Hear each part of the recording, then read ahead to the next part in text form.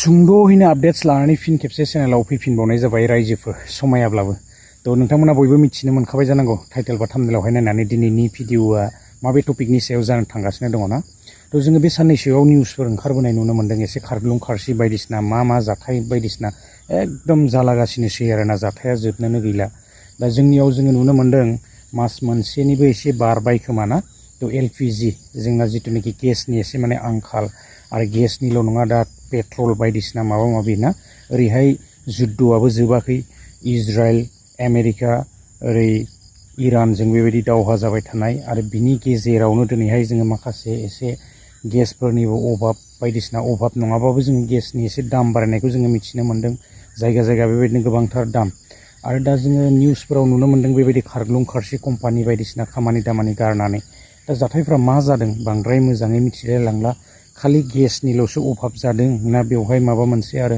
कम्पानिफ्रा payment होनो हायाखै नामा थ' एसे आङो भिडिअ क्लिप्स होनानै होनि थ' जोङो ओरैबायदि माने एकदम ट्रेनाव जायगा गैयै ना थ' बेबायदि दृश्यफोरखौ जोङो नुनो मोनगासिनो दङ थ' मा जाबावगोन ओरैबायदि माने दा खारग्लुं खारसि ना थ' बेबायदि भिडिअसफोरखौ नुयोबा माने एकदम बाहेरायाव थांनोसो गिनाय मोनो थ' मानो बेबायदि जाथायफोरा आरोबाव जाफिनबावखो फिन जोंनियाव मोनसे समाव कर'ना फैनानै ओरैबायदि लकडाउन लागायलांबाय दा आरोबाव फिन खेब बेबायदिनो गेसनिनो लकडाउन जागोन नामा थ' एसे आङो भिडिअ क्लिप्सखौ होनि थ' नायलांदो नोंथांमोनाहाय आरो आङो बांद्राय मोजाङै माने बेखौ मिथिजोबा आरोना थ' गेसनि प्रब्लेमनि थाखायसो बेबायदि समस्या जादों ना कम्पानिया सेलारि होनो हायाखै थ' एसे आङो भिडिअ क्लिप्सखौ होलांदिनि गैस का दिक्कत है। गैस नहीं मिल रहा है। नहीं मिल रहा है। तो आप लोग यहाँ पर आए हैं फिर वापस चले जाएंगे वहाँ।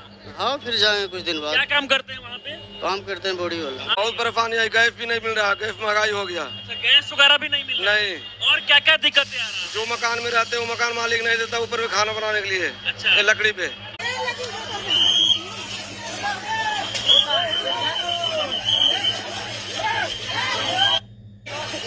अब नहीं आऊंगा दोस्त, अब नहीं आऊंगा बता देना।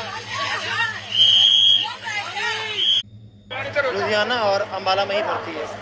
गाड़ी एकदम ऑन टाइम आई है 12:50 पर। गैस की दिक्कत है गैस मिल नहीं पा रही है। अच्छा गैस का समस्या सही में हो रहा है अभी क्यों वापस बिहार आए हैं अभी?